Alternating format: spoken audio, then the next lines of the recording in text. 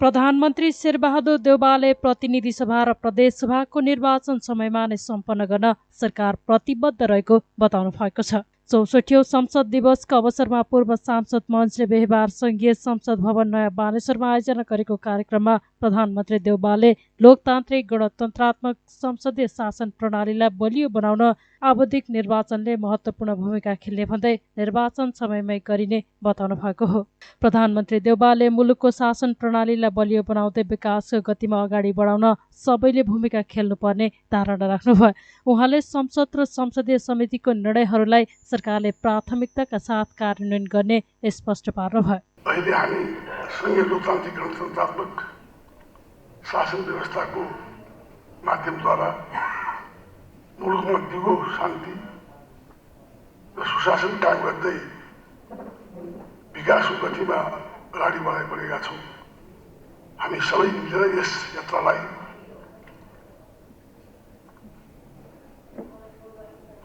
चाँडै टुङ्गोमा पुर्याई नेपाललाई विकसित र सम्बन्धित राष्ट्रको रूपमा स्थापित गर्न हामी सबैको दायित्व हो। गत वैशाख 20 गते स्थानीय तहको निर्वाचन स्वच्छ निष्पक्ष भएरै ढङ्गले सम्पन्न भइसकेको छ। यसै वर्ष प्रदेश सभा तथा प्रदेश सभाको निर्वाचन स्वच्छ निष्पक्ष ढङ्गले सम्पन्न गर्ने सरकार प्रतिबद्ध छ। मुलुकमा लोकतान्त्रिक संसदीय शासन प्रणालीलाई मजबुत बनाउन आवधिक निर्वाचनले मुख्य भूमिका निर्वाह गर्ने विश्वस्त छु। संघीय संसद संसदीय समितिहरू सांसदको महत्त्वपूर्ण सुझाव तथा निर्णयहरूलाई सरकारले प्राथमिकताका साथ कार्यान्वयन गर्दैछ भन्ने विश्वास दिएको छु। तपाईँ हाम्रो प्रयासले मुलुकमा लोकतान्त्रिक संसदीय प्रणालीलाई आगामी दिनमा थप संस्थागत हुँदै जाने विश्वास के साथ 64औं सांसद दिवसको सुगत अवसरमा वर्तमान तथा पूर्व सांसद लगायतका सम्पूर्ण दिदीबहिनी दाजुभाइहरूलाई हार्दिक शुभकामना व्यक्त गर्दछु। कार्यक्रममा पूर्व प्रधानमन्त्री एवं नेकपा एकीकृत समाजवादीका नेता झलनाथ खनालले 2/3 मत प्राप्त सरकारले अपेक्षित काम गर्न नसकेको कारण जनतामा निराशा छाएको बताउनुभयो। उहाँले देशको सामाजिक आर्थिक तथा सांस्कृतिक रूपान्तरणका लागि संसदलाई समान ढङ्गका साथ अघि बढाउनु पर्ने जिकिर गर्नुभयो। हामीले चाहिँ संविधान बनायौँ, संविधान पछाडि नयाँ सरकार भयो, पहिलो निर्वाचन भयो, त्यो पहिलो निर्वाचन पछाडि नयाँ सरकार बन्यो, 2/3 बहुमतको सरकार बन्यो। यो संसदको सुरुवात हुँदा नेपाली कांग्रेस त्यति बेलाको पार्टीले 2/3 बहुमत ल्याएको थियो। अनि यो 74 सालको निर्वाचन हुँदा दुईटा पार्टी थिए सुरुमा, त पछि एकीकृत हुँदा एउटै पार्टी भनौँ नेकपा, त्यसले पनि 2/3 बहुमत ल्यायो। यो दोस्रो घटना हो नेपालको इतिहास। तर त्यो 2/3 बहुमतको सरकारबाट चाहिँ अपेक्षा गरिएको थियो यो देशमा अब भूमि सुधारको कार्यक्रम लागू होला, यो देशमा अब कृषि क्रान्ति लागू होला, कृषिलाई आधुनिकीकरण गरिएला, यान्त्रिकीकरण गरिएला, साथसाथै अब सामूहिकीकरणतर्फ लगिएला, प्रत्येक किसानहरूलाई मल, बिउ, प्राविधिक सेवा, अनुसन्धान सेवा यी उपलब्ध होलान्, त्यतातिर सरकारको ध्यान जाला। त्यसैगरी राष्ट्रिय औद्योगिकीकरणको कुरा अगाडि बढ्ला, हाम्रो आफ्नै देशमाथि आधारित उद्योग धन्दाहरू विकास होलान्।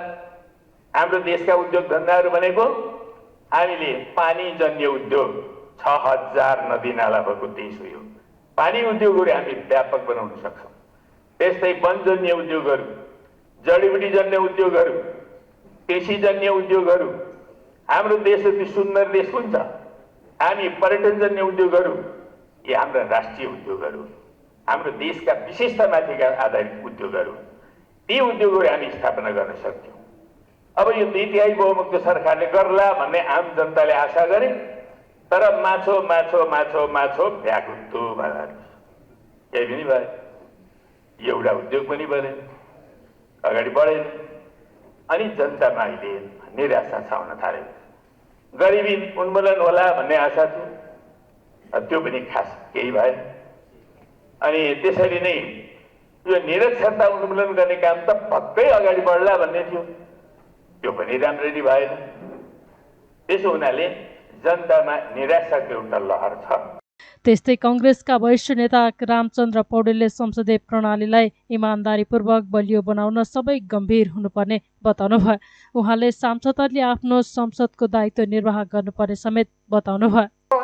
यो प्रणालीलाई हामीले चाहिँ ठिक ढङ्गले इमानदार भएर हामी चलाऊ। संसदमा रहेकाले पनि सांसदको जिम्मेवार दायित्व निभाउनु पर्यो। हाजिर मात्रै गरेर चाहिँ सांसदको दायित्व हुँदैन। यहाँ आएर चाहिँ यहाँ पनि बाहिर सही गर्यो अनि एकैछिन यसो देखियो अनि त्यसपछि हिँडिदियो, यसरी चाहिँ संसदको दायित्व हुँदैन। सांसदहरूले पहिलो सबभन्दा पहिले सांसदहरूले आफ्नो संसदको दायित्व निर्वाह गर्नुपर्छ। सबैले आफ्नो आफ्नो ड्युटी पुरा गर्नुपर्छ। अनि मन्त्रीले पनि संसदप्रति एकाउन्टेबिलिटी, राज्य सरकारले पनि उत्तरदायी हुनु पर्यो। संसदको आवाजलाई उसले चाहिँ सुन्नु पर्यो र त्यसलाई चाहिँ रेस्पोन्स गर्न सक्नु पर्यो। यो नै डेमोक्रेसी हो नि। डेमोक्रेसीलाई हामी अभ्यासमा राम्रोसँग इमान्दारितापूर्वक किन प्रयोगमा ल्याउनलाई अल्छै गर्छौँ।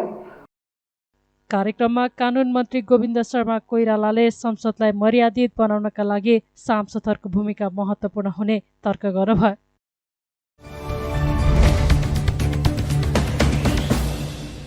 नेकपा एमाले संसदीय दलका उपनेता सुभाष नेमाङले करका दर परिवर्तन गर्दा अनाधिकृत व्यक्ति अर्थ मन्त्रालयमा प्रवेश गरेको विषयमा सीसीटीभी फुटेज हेरेर सरकारले स्पष्ट पार्नुपर्ने बताउनु भएको छ। संसद दिवसका अवसरमा बिहिबार संसद भवन बानेश्वरमा आयोजित कार्यक्रममा नेमाङले अर्थ मन्त्रालयमा अनधिकृत व्यक्ति गएर करको दायरा हेरफेर गरेको विषयमा प्रतिपक्षले सदनमा आवाज उठाइरहेको भन्दै यस विषयमा सीसीटीभी फुटेज हेरेर सरकारले जवाफ दिनुपर्ने बताउनु भएको हो। त्यस्तै उहाँले एसपीपीका विषयमा पठाइएको पत्रका विषयमा पनि प्रश्न उठेपछि रक्षा मन्त्रालय र सेनाले उक्त पत्र सदनमा पठाउनु पर्ने जिकिर गर्नुभयो। सदनमा पत्र आइसकेपछि त्यसमा संलग्नका बारे स्पष्ट हुने र संसदको भूमिका पनि प्रभावकारी हुने उहाँको भनाइ छ। उहाँले सांसदले उठाएका प्रश्नको स्पष्ट जवाफ आउन नसके सदन कमजोर हुने धारणा राख्नुभयो। नेमाङले प्रतिपक्षलाई बाहिर राखेर छलफल गर्ने कुरा संसदीय अभ्यासभित्र नपर्ने भन्दै यसमा सबैले ध्यान दिनुपर्ने उल्लेख गर्नुभयो। केही प्रसङ्गहरू संसदमा उठेका छन्, म सबैतिर जान चाहन्न र यो ठिक यो बेठिक भन्नेतिर जान्न। तपाईँहरूको अगाडि तथ्य मात्रै राख्छु। बजेट बनाउँदाको क्रममा अनधिकृत मानिसहरू अर्थ मन्त्रालय प्रवेश गर्यो भन्ने प्रश्न उठ्यो संसदमा। अर्थमन्त्रीज्यूले होइन भन्नुभयो। अब हो कि होइन म अहिले केही भन्दिनँ, तर हामीले के राखेका थियौँ र मेरो के आग्रह हो त भन्दा हो कि होइन भन्ने प्रश्न त आजकल त सजिलो छ त। सांसदहरूले उठाए यो हो अनधिकृत मान्छेहरूको प्रवेश भयो, अर्थमन्त्रीजीले होइन भन्नु। म यसै भन्दिनँ, तर यस्तो अवस्थामा यसलाई यसै गरेर छोड्नु हुँदैन। सजिलो छ। मेरो सुझाव पनि थियो, म यहाँ पनि दोहोऱ्याउँछु। प्रधानमन्त्रीजीले सभामुखजीले एकजना प्रमुख प्रतिपक्षको प्रतिनिधि राख्नुहोस्, 3 जनाले बालटारमै बसेर अथवा प्रधानमन्त्री कार्यालयमा बसेर अर्थ मन्त्रालयको फुटेज हेरिदिनुहोस् न 24 घण्टाको। त्यो फुटेज हेर्नुहोस्। तपाईँहरूले फुटेज हेरेर ल त्यहाँ त तपाईँहरूले भनेको जस्तो त देखिएन त भनिदिनुहोस्, त्यही मान्छौँ हामी। अहिले साह्रै ठुलो एउटा प्रसङ्ग उठेको एसपीपी छ, साह्रै ठुलो प्रसङ्ग उठेको। एसपीपीलाई लिएर प्रधानमन्त्री बनेको 15औं दिनमा हाम्रै प्रधानमन्त्री, हाम्रो पार्टीका अध्यक्ष केपी ओली प्रधानमन्त्री बनेको 15औं दिनमा सेनाबाट एउटा चिठी गएछ अमेरिकी राजदूतावासलाई। त्यो ठिक हो कि होइन त्यो आफ्नो ठाउँमा छ। त्यो प्रश्न उठ्ने बित्तिकै यो चिठी त केपी ओलीले लेखेको भन्ने प्रश्न उठ्ने नै भयो। अचम्मको कुरा होइन भन्छु म त। उहाँले भन्नुभयो यो मैले लेख्न लगाएको होइन, मसँग सोधिएको होइन। यो प्रश्न यतिकै झुन्डेर बसेको छ। हामी जिम्मेवार सरकार, जिम्मेवार दल, हामी सबै भएको ठाउँमा किन यो यतिकै झुन्डिएर रहिराखेको छ? हामी संसदीय प्रणाली मान्ने मानिसहरू, मेरो आग्रह के हो त भन्दा, त्यति बेला सेनाले चिठी लेखेको छ, हाम्रो रक्षा मन्त्रालय छ, पछिबाट अरू प्रधानमन्त्रीज्यूहरूको बेलामा पनि चिठी गएको देखिन्छ। यो सम्पूर्ण चिठीहरू त सरकारसँग छ नि, अहिले रक्षा मन्त्रालयमा छ नि, सेनासँग छ नि। मेरो आग्रह छ, म त्यही भन्नेवाला थिएँ प्रधानमन्त्रीज्यूलाई, सबै डाडु पन्यु सरकारको हातमा छ। त्यो सम्पूर्ण रक्षा मन्त्रालयका सम्बन्धित चिठीहरू, सेनामा रहेको चिठीहरू सबैका सबै खाराखुरु संसदमा प्रस्तुत गरिदिनुहोस् न प्रधानमन्त्रीज्यू। जो त्यसमा संलग्न छन् देखिन्छ नि त। हाम्रो संसद बलियो हुन्छ, संसदले गर्दा यो सम्पूर्ण चिठी पत्र संसदमा आयो भन्ने हुन्छ। त्यसो गरौँ न भन्न खोजेको थिएँ। उहाँले तपाईँ आउनुहोस् न कुरा गरौँला भन्नुभयो। म अरू धेरै कुरा राख्दिनँ। यो ढङ्गले अगाडि बढियो भने संसद प्रभावकारी हुन्छ। तर प्रश्न उठायो, हाम्रा सांसदहरू तपाईँहरूले उठाइरहनुहुन्छ, तर त्यो प्रश्नको जवाब आउँदैन भने त्यो संसद कमजोर भयो भनेर कसैले भन्यो भने त्यसको लागि जिम्मेवार को? प्रश्न भनेको यो। अब मैले टुङ्ग्याएँ। प्रमुख प्रतिपक्ष राज्यको अभिन्न अङ्ग हो। प्रमुख प्रतिपक्ष राज्यको अभिन्न अङ्ग हो, ऊ गभर्मेन्ट इन वेटिङ हो। त्यस कारणले गर्दा प्रमुख प्रतिपक्षले जे भन्यो सरकारले मान्नुपर्छ भन्ने होइन, तर कमसे कम प्रमुख प्रतिपक्षसँग बस्ने गर्नु, प्रमुख प्रतिपक्षसँग छलफल गर्नु, सम्बन्धित विषयहरूमा कुराकानी गर्नु, अनि एउटा निष्कर्षमा पुग्ने गर्नु, यही होइन र संसदीय प्रणाली भनेको। त्यसकारणले अहिले म यो मञ्चको कार्यक्रममा उभिएर तपाईँहरू त प्रमुख प्रतिपक्षलाई ठ्याक्कै सोध्नु हुँदैन रहेछ भनेर आरोप लगाउने पक्षमा छैन। म यति मात्रै भन्छु, संसदीय प्रणालीको यो निर्विवाद मूल्य र मान्यता हो। प्रमुख प्रतिपक्ष भनेको राज्यको अभिन्न अङ्ग हो। त्यसले बेला बेलामा हामीलाई त केही पनि थाहा दिँदैनन् भनेर प्रश्न उठाएको देखिन्छ। उहाँले अहिले पनि उपसभामुख र राष्ट्रिय सभा उपाध्यक्षको पद खाली रहेको भन्दै यसको जिम्मेवारी सबै दलले लिनुपर्ने बताउनुभयो।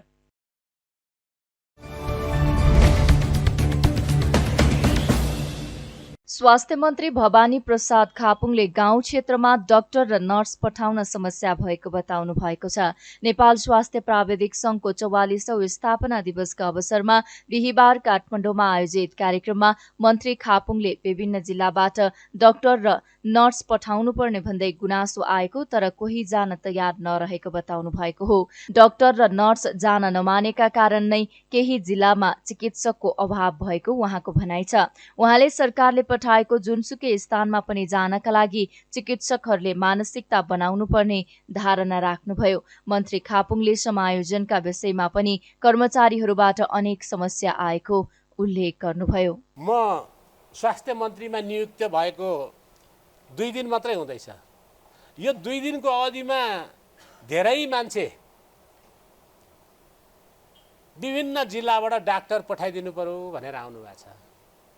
मेरो समस्या यहाँलाई राखेँ है।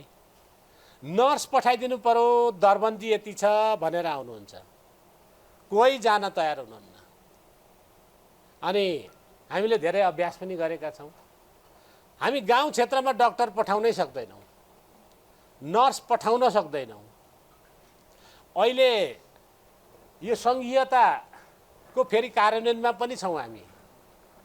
त्यस्तै गरेर यो के भन्छ, यो दरबन्दी मिलान के समायोजन भर्खरै समायोजन भएको छ र त्यो समायोजनमा पनि अनेक समस्या छन् भन्ने कुरा कर्मचारी साथीहरूबाट, प्राविधिकहरूबाट नै हामी कहाँ आइरहेका छन्। अनि त्यो समायोजनका भइसकेपछि फेरि अब त्यो सरुवा गर्ने, एक ठाउँबाट अर्को ठाउँमा पठाउने सीमाहरू पनि छन्। र मैले अलिकति जोड गर्न खोजेको एउटा सुझाव त यहाँ आछ, मलाई ध्यान गएको छ है, हामी छलफल पनि गर्नेछौँ। तर अब के ठान्नु चाहिँ पर्छ जस्तो लाग्छ भने कुनै पनि चिकित्सक, कुनै क्षेत्रमा काम गर्न योग्य नर्स अथवा कोही पनि प्राविधिक सकेसम्म कुनै पनि ठाउँमा जान मानसिकता चाहिँ बनाउँदा राम्रो हुन्छ कि जस्तो लाग्छ है। त्यो बनाउन सक्यो भने मात्रै त्यो सेवा पनि पुग्छ। अनि हामीले लडेर ल्याएर बनाएको त्यो संविधानमा उल्लेख भएको स्वास्थ्य सम्बन्धी हकलाई कार्यान्वयन गर्ने कुरामा हाम्रो एउटा थप बल पुग्छ भन्ने मलाई लाग्छ। अरू धेरै कुराहरू यहाँहरूका पनि होलान्, यहाँहरूका समस्याहरू अरू थुप्रै होलान्, त्यस्ता छन् समस्याहरू र हामीले समाधान गर्ने तहबाट छन् भने म आउनुहोस्, मन्त्रालयमा आउनुहोस्, बसेर कुरा गरौँ। पहिला पनि कतिपय साथीभाइहरू आउनु भएको छ, कुरा भएको छन् र समस्याहरूलाई समाधान गर्ने समाधानका बाटा पनि लिएर आउनुहोस्। त्यस्तै गरेर गाउँ क्षेत्रमा पनि प्राविधिकहरूलाई कसरी पठाउन सकिन्छ, उहाँहरू कसरी जानुहुन्छ, ती चाहिँ सुझावहरू पनि लिएर आउनको लागि म हार्दिकतापूर्वक आग्रह गर्न चाहन्छु, अनुरोध गर्न चाहन्छु। कार्यक्रममा संघले विभिन्न व्यक्तिहरूलाई सम्मान समेत गरेको थियो।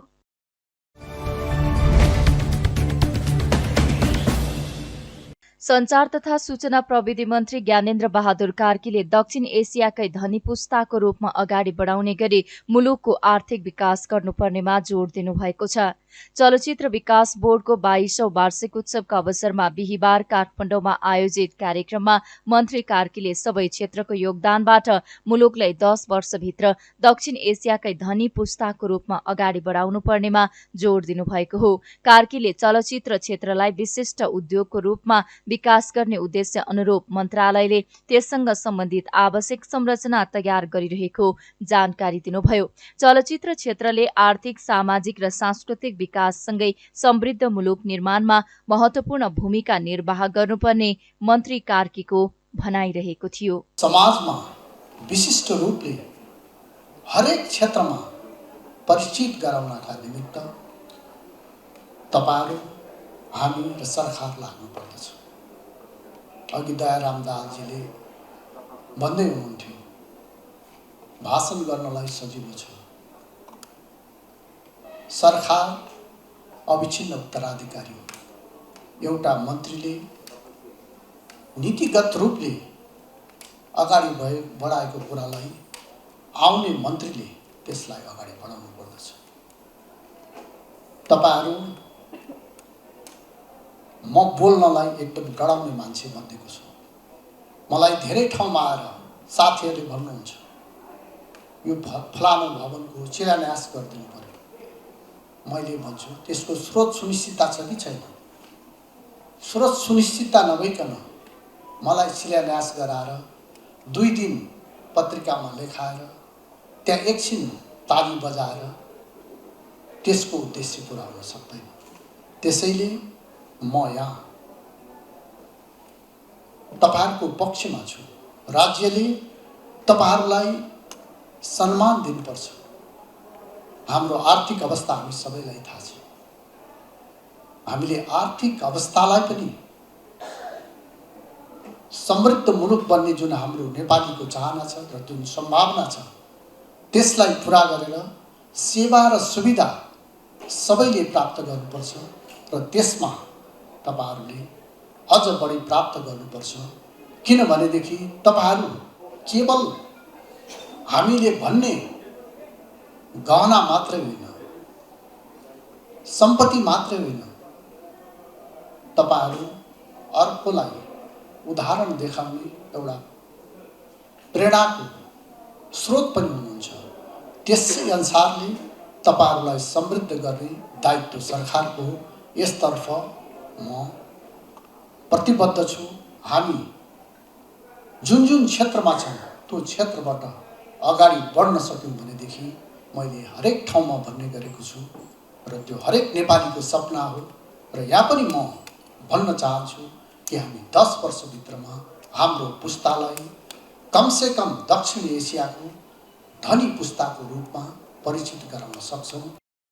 कार्यक्रममा उत्कृष्ट कर्मचारी सम्मान 2077 कार्यालय सहयोगी हरिबहादुर केसी र सहायक खरिदार सृजना रायमाझीलाई प्रदान गरिएको थियो।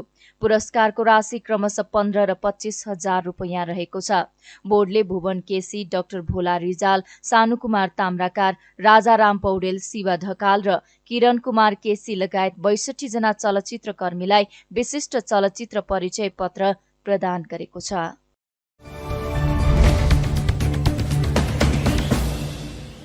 नेकपा एमालेका नेता डाक्टर भीम रावलले नेपालको राष्ट्रिय सुरक्षामा बाह्य हस्तक्षेप बढेको बताउनु भएको छ। रिपोर्टर्स क्लब नेपालले बिहिबार आयोजना गरेको विशेष साक्षात्कारमा बोल्दै उहाँले बाहिरी हस्तक्षेप नरोके देशले कष्टकर दिन भोग्नुपर्ने समेत बताउनुभयो। रावलले नेपालले स्वतन्त्र र असंलग्न परराष्ट्र नीतिलाई बढावा दिनुपर्नेमा जोड दिनुभयो। रावलले एसपीपीमा नेपाल संलग्न नहुने भनेर सरकारले भनेपछि त्यस सम्बन्धमा लेखिएको पत्र सार्वजनिक गर्न माग गर्नुभयो। उहाँले संसद र संसदको अन्तर्राष्ट्रिय समितिले एसपीपी बारेका दस्तावेज माग गर्दा पनि सरकारले उपलब्ध नगराएको भन्दै आपत्ति जनाउनु भएको छ। उहाँले नेपाललाई सैनिक अड्डामा परिणत गर्ने काम कसैबाट पनि हुन नहुनेमा जोड दिनुभयो। उहाँले सबै असमान सन्धि र सम्झौताबाट देशलाई मुक्त गर्नुपर्नेमा जोड दिनुभयो। कतै भित्रभित्रै यो बाहिर अगाडि बढाउँदैन भने पनि भित्रभित्रै नेपाललाई त्यो सैनिक गठबन्धनमा धकेल्ने षड्यन्त्र त गरिरहेको छैन। यसमा सबैले सचेत हुनुपर्ने आवश्यकता छ। यदि गठबन्धन सरकारका केही मन्त्रीहरूले भने जस्तो र मन्त्री परिषदबाट जुन निर्णय गरिएको भनेको छ अब यो राज्य साझेदारी कार्यक्रममा समावेश नहुने भनेर ती सम्पूर्ण कागजपत्र नेपाली जनतालाई जानकारी गराइयोस् र प्रधानमन्त्री शेरबहादुर देउवाजीको जुन अमेरिका भ्रमण हुने भनेको छ त्यो तुरन्त रद्द गरिनुपर्छ। नेपालमा अब केही समयपछि आम निर्वाचन हुँदैछ। कुनै पनि देशको प्रधानमन्त्री देशमा आसन्न आम निर्वाचनलाई छोडेर अनि एउटा शक्ति राष्ट्रसँग यत्रो ठुलो विवाद भएको, त्यो पनि सामरिक विषयमा नेपाल कसैको सैनिक अड्डामा परिणत गराउनुको लागि षड्यन्त्र हुँदैछ भन्ने गम्भीर कुरा उठिरहेको बेला उहाँको अमेरिका भ्रमण कुन प्रयोजनको लागि हो, के उद्देश्यको लागि हो, किन गरिँदैछ, यसको जवाब दिनुहोस्। अन्तर्राष्ट्रिय सम्बन्धमा समिति भन्दा उहाँ किन आउनुहुन्न? यो अत्यन्तै गम्भीर र प्रत्येक स्वतन्त्र प्रेमी देशभक्त नेपालीको लागि चिन्ताको विषय हो। त्यसैले यस सम्बन्धमा के प्रश्न उठ्छ भने वर्तमान प्रधानमन्त्री र गठबन्धनमा रहेका राजनीतिक दलका नेताहरू उहाँहरू नेपालको संविधान बमोजिम स्वतन्त्र परराष्ट्र नीति अङ्गीकार गरेर शान्ति चाहनुहुन्छ कि चाहनुहुन्न? के उहाँहरू युद्ध चाहनुहुन्छ? के उहाँहरू नेपाललाई अर्को युक्रेन बनाउन खोजिरहनु भएको छ? के उहाँहरू अहिले यस्तो अमेरिका र चीनको बीचमा पनि स्थिति तनावपूर्ण बन्दै गइरहेको छ? अमेरिकाको नेतृत्वमा भएको नर्थ एटलान्टिक ट्रिटी अर्गनाइजेसन अर्थात् उत्तर अटलान्टिक सन्धि सङ्गठन नेटो र रुसको बिचमा त लडाइँ नै भइसक्यो। त्यहाँ अरू युद्धको तयारी हुँदैछ। यस्तो संवेदनशील विश्व परिस्थिति र हाम्रै एसियामा यस्तो स्थिति सिर्जना भइरहेको बेला यो स्थितिप्रति प्रधानमन्त्री शेरबहादुर देउवा र यो गठबन्धनका नेताहरू संवेदनशील हुनुहुन्छ कि हुनुहुन्न? म सम्पूर्ण नेपाली जनताको तर्फबाट एक प्रश्न सोध्न चाहन्छु। उहाँहरू नेपाललाई स्वतन्त्र राख्नुहुन्छ कि एउटा सैनिक गठबन्धनतर्फ धकेलेर नेपाली जनतालाई युद्ध र द्वन्द्व र अशान्तिको भुमरीमा धकेल्न चाहनुहुन्छ? यदि उहाँहरू शान्ति चाहनुहुन्छ भने म सम्पूर्ण नेपाली जनताको तर्फबाट माग गर्न चाहन्छु, नेपाललाई अविलम्ब उहाँहरू शान्ति क्षेत्र बनाउनु पर्छ भन्ने कुरा जुन अर्थमन्त्रीजीले संसदमा बोल्नु भएको थियो त्यसलाई अगाडि बढाउनुहोस् र तुरुन्तै अमेरिकालाई लेखेको जुन पत्र छ त्यो सार्वजनिक गर्नुहोस्। र यसभन्दा अगाडि यही कुरासँग सम्बन्धित अमेरिकी मिलेनियम च्यालेन्ज कर्पोरेसनसँगको सम्झौतालाई जसरी सङ्घीय संसदमा कानुन नल्याई जबरजस्ती पारित गरियो हल्लाको बिचमा, त्यति बेला भनिएको थियो हामीले त 12 बुँदे घोषणा गरेका छौँ, त्यो घोषणा सम्झौताको अभिन्न अङ्ग भइसकेका छ भनेको थियो। केही दिन अगाडि मात्रै अमेरिकाका एकजना विदेश सहायक मन्त्रीजीले यसमा कुनै कुरा यसमा थपिने भन्ने कुरा छैन भनेर उहाँले सार्वजनिक रूपमा भन्नुभएको छ। म यहीँबाट प्रधानमन्त्री शेरबहादुर देउवाजी र गठबन्धन सरकारका नेताहरूलाई भन्न चाहन्छु, उहाँहरूले अमेरिकालाई जुन पत्र लेख्नु भएको छ उहाँहरूको यदि त्यसमा इमान्दारी छ, यो देशप्रति भक्ति छ, देशप्रेम छ, नेपालको दीर्घकालीन अस्मिताप्रति उहाँहरू चिन्तित हुनुहुन्छ भने त्यो पत्र सार्वजनिक किन नगरेको? यस्तै रावलले आगामी आम निर्वाचनमा आफ्नो दल एक्लै चुनावमा जाने स्पष्ट पार्नुभयो।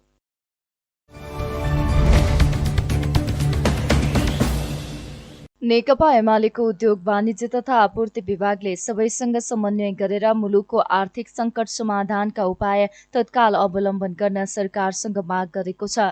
विभागले बिहिबार काठमाडौँमा पत्रकार सम्मेलन गर्दै मुलुकको आर्थिक सङ्कट निवारण गर्न राज्यका निकायहरूले प्रभावकारी भूमिका खेल्न नसकेको भन्दै सबैसँग समन्वय गरेर तत्काल सङ्कट समाधानका उपाय अवलम्बन गर्न माग गरेको हो। त्यस्तै विभागले राज्यले उद्योगी व्यवसायीहरूलाई संरक्षण गर्ने कुनै ठोस कार्यक्रम नल्याएको आरोप लगाएको छ।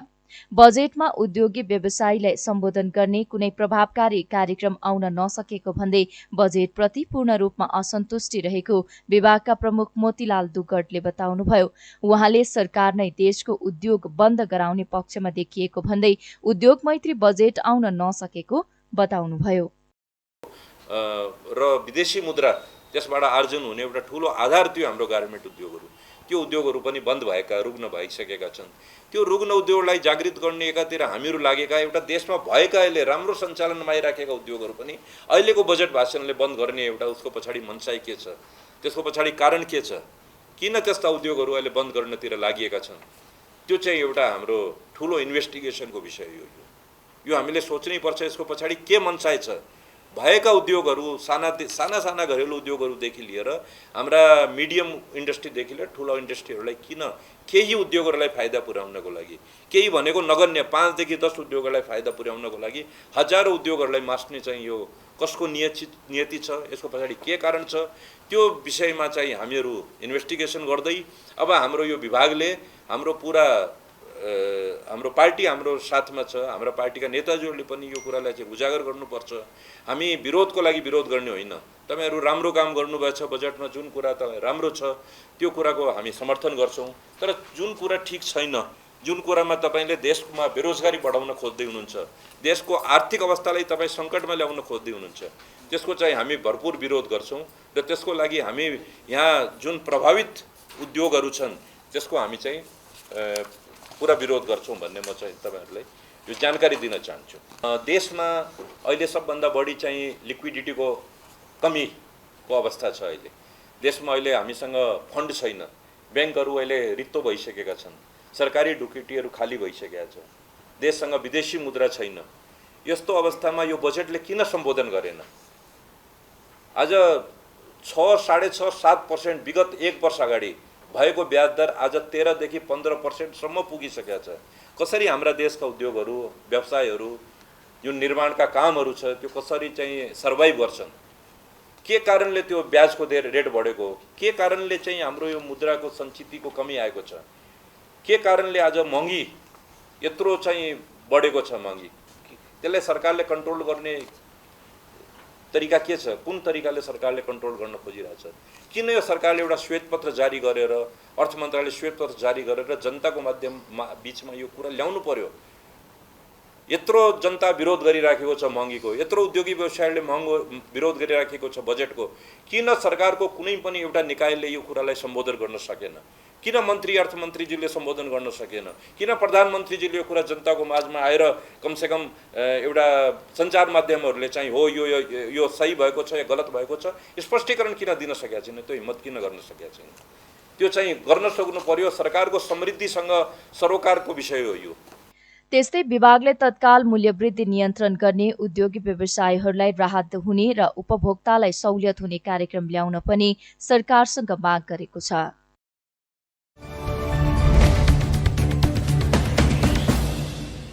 प्रजनन स्वास्थ्य अधिकार सम्बन्धी कार्य समूहले अमेरिकी सर्वोच्च अदालतले महिलालाई गर्भपतनको अधिकार प्रत्याभूति गर्ने रोय विरुद्ध वादेको मुद्दामा स्थापित गरेको नजिरलाई उल्ट्याउन गरेको फैसलाको विरोध गरेको छ। समूहले बिहिबार काठमाडौँमा आयोजना गरेको पत्रकार सम्मेलनमा अमेरिकी सर्वोच्च अदालतले डब्स विरुद्ध ज्याक्सन महिलाको स्वास्थ्य संगठन मुद्दामा गरेको फैसला पक्षगामी भएको जानकारी गराइएको छ। फैसलाले अमेरिकाले सम्मान, संरक्षण र परिपूर्ति नियुक्ति गर्नुपर्ने अन्तर्राष्ट्रिय मानवाधिकारको उल्लङ्घन गरेको विज्ञप्तिमा उल्लेख गरिएको छ। गर्भपतनमा प्रतिबन्ध लगाउने कुरा सामान्यतया अप्रभावकारी हुने प्रमाणित तथ्य भएको समूहमा आबद्ध संस्था महिला कानून र विकास मञ्चका कार्यकारी निर्देशक सबिन श्रेष्ठले बताउनुभयो। भन्दाखेरि अब अमेरिकामा भएको डिसिजनमा हामीले नेपालमा किन सरकार व्यक्त गर्नु पर्यो, हाम्रो चाहिँ नेपालमा चाहिँ किन यसको लागि चाहिँ हामीले यस्तो प्रेस रिलिज गर्नु पर्यो भन्ने नै एउटा अमेरिकामा भयो त हाम्रो नेपालमा त छँदैछ नि भन्ने कुरा चाहिँ रहन्छ। एउटा कुरा चाहिँ के पनि जस्तो लाग्छ भन्दाखेरि हामी जब मानवाधिकारका कुराहरू गर्छौँ, मानवाधिकारको विषयमा कुरा गर्छौँ भने युक्रेनमा चाहिँ मानवाधिकारको हनन भयो वा मानवीय कानुनको हनन भयो भनेर हामीले कुरा गर्छौँ होइन। अरू कुनै पनि ठाउँमा मानवाधिकार हननको कुरा चाहिँ मानवाधिकार भनेपछि विश्वव्यापी इस्यु है, यो विषय उठाउनु पर्छ भन्ने हामीले कुरा गरिरहेका छौँ। र प्रजनन स्वास्थ्य भनेको पनि एउटा मानवाधिकारको महत्त्वपूर्ण कम्पोनेन्ट हो। त्यसले गर्दाखेरि चाहिँ एउटा यो प्रजनन स्वास्थ्यबाट नै डिनाइ गर्ने एउटा 50 वर्ष अगाडिको चाहिँ देशमा पुर्याउने कुरोमा चाहिँ एउटा सोलिडारिटीको हिसाबले पनि एकबद्धताको हिसाबले पनि यो विषय उठाउनु पर्छ होइन। आज चाहिँ किन भन्दाखेरि एउटा विश्व जतातिर गभर्न हुँदै जान्छन् त्यसले अरू देशलाई पनि इफेक्ट पार्छ भनेर पनि यो विषय चाहिँ हामीले उठाउनु पर्छ भनेर हामीले उठाउन लागिरहेछौँ। र विशेष गरी हामी चाहिँ जो संस्थाहरू यसमा एसोसिएट छौँ, हामीले नेपालमा यो प्रजनन स्वास्थ्य अधिकार कार्य समूह भनेर चाहिँ प्रजनन स्वास्थ्यमै काम गर्ने र कतिपय स्थितिमा चाहिँ सुरक्षित गर्भपतनको लागि वकालत गर्ने वा सुरक्षित गर्भपतन सेवा प्रदान गर्ने चाहिँ संस्थाहरू चाहिँ हामी चाहिँ आबद्ध छौँ। र जुन किसिमको डिसिजन आयो त्यो रोय भर्सेस वेड चाहिँ आफैमा एउटा ऐतिहासिक डिसिजन थियो। यो 1973 मा चाहिँ जब रोय भर्सेस वेड आयो, यो चाहिँ यो अबोर्सनलाई चाहिँ क्रिमिनलाइज गर्ने कानुन चाहिँ किनभने त्यहाँ स्टेट अनुसार कानुन बन्छ, 51 वटा स्टेट छ के अरे अमेरिकामा। सो क्रिमिनलाइज गर्ने कानुन बनाउँदाखेरि चाहिँ त्यो कानुनलाई च्यालेन्ज गरेर चाहिँ यो रोय भर्सेस वेडको मुद्दा गएको थियो। र त्यहाँ चाहिँ यो गर्भपतनलाई चाहिँ मान्यता नदिँदाखेरि यो संविधानसँगै बाजिन्छ कि बाजिँदैन भन्ने इस्यु चाहिँ रोय भर्सेस वेडको मुद्दामा आएको थियो। र त्यहाँ धेरैवटा अधिकारहरूको कुरा गरेको थियो। एउटा अधिकार भनेको चाहिँ एउटा राइट टु प्राइभेसीको पनि कुराहरू थियो होइन। महिलाको प्राइभेसीको राइटसँग चाहिँ एकदमै प्रजनन स्वास्थ्यको अधिकार चाहिँ एउटा गोपनीयताको अधिकारसँग जोडिएको छ। र अबोर्सनको अधिकारलाई मान्यता नदिने हो भने यो प्राइभेसीको राइट चाहिँ हनन हुन्छ भन्ने थियो। तर त्यहाँ एउटा अर्को एउटा एकदमै धेरै त्यहाँ चाहिँ विवाद भएको वा छलफलमा आएको इस्यु चाहिँ के भन्दाखेरि जीवनको अधिकार भनेर। यो चाहिँ अमेरिकाको संविधानले जुन प्रोटेक्ट गरेको राइट टु लाइफ छ त्योसँग यसको सम्बन्ध छ कि छैन भन्ने कुरा आयो। र राइट टु लाइफको कुरा गर्दाखेरि चाहिँ कसको राइट टु लाइफ भन्ने कुरा पनि आयो। एउटा चाहिँ गर्भवती महिलाको राइट टु लाइफ छ, अर्को भनेको चाहिँ जो भ्रूण छ, भ्रूणको चाहिँ अब जन्म नपाउने राइट टु लाइफको कुरा छ। यो त राइट टु लाइफको हनन हुन्छ भनेर दुवै पक्षबाट बहस हुँदाखेरि जुन 1973 मैले रोएको कन्टेक्स्टमा कुरा गरेँ, त्यहाँ चाहिँ सर्टेन लयरहरूले जो चाहिँ होइन यो त भ्रूणको चाहिँ जीवनको अधिकार हो, उसको जीवनै जान्छ भन्ने किसिमले पनि बहस गऱ्यो भने सर्टेन लयरहरूले चाहिँ होइन महिलाको अधिकार हो भनेर चाहिँ महिलाको जीवनको अधिकार हो भनेर बहस गरे। र यसमा चाहिँ अमेरिकन सर्वोच्च अदालतले के भन्यो भन्दाखेरि चाहिँ जीवनको अधिकारको कुरा गर्दाखेरि चाहिँ जीवनको अधिकार कसको हुन्छ भन्दा पहिला जीवित व्यक्तिको जीवनको अधिकार हुन्छ। सम्भावित जीवनभन्दा पनि जीवित व्यक्तिको चाहिँ जीवनको अधिकार हुन्छ। जो सम्भावित जीवन छ ऊ त त्यो जीवित व्यक्तिमा छ, उसको जीवनसँग त्यो सम्भावित जीव छ, उसको चाहिँ त्यसमा चाहिँ अस्तित्व छ। यदि महिलाकै जीवनको अधिकार, महिला नै मृत्यु हुन लागेको छ भने यहाँ चाहिँ जीवनको अधिकार भनेर भ्रूणको चाहिँ जीवनको अधिकार हुन सक्दैन। त्यसले गर्दाखेरि महिला जो चाहिँ अलरेडी जिता डाक्टरमा छ उसको जीवन कसरी बचाउने भन्ने कुरा चाहिँ हेर्नुपर्छ भन्ने कुरा चाहिँ यसमा चाहिँ गर्यो। विश्व स्वास्थ्य संगठनले सन् 2022 मार्चमा जारी गरेको गर्भपतन सम्बन्धी निर्देशनमा गर्भपतनको अधिकारलाई आवश्यक स्वास्थ्य सेवाका रूपमा मान्यता दिएको छ।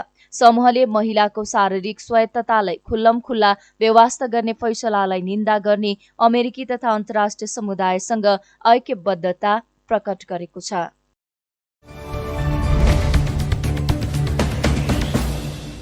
कपिलवस्तुको बाणगंगा नदीमा पानीको बहाव बढेकाले नदी आसपासका नागरिकलाई सुरक्षित रहन आग्रह गरिएको छ।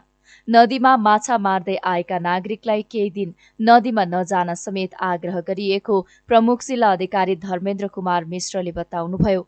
लगातारको वर्षाका कारण बाढी आउने खतरा बढेकाले प्रमुख जिल्ला अधिकारी मिश्रले विपद व्यवस्थापनमा जुट्नका लागि जिल्लाका 3वटै सुरक्षा निकाय, नेपाली सेना, नेपाल प्रहरी तथा सशस्त्र प्रहरीलाई हाई अलर्टमा रहन निर्देशन समेत दिएका छन्।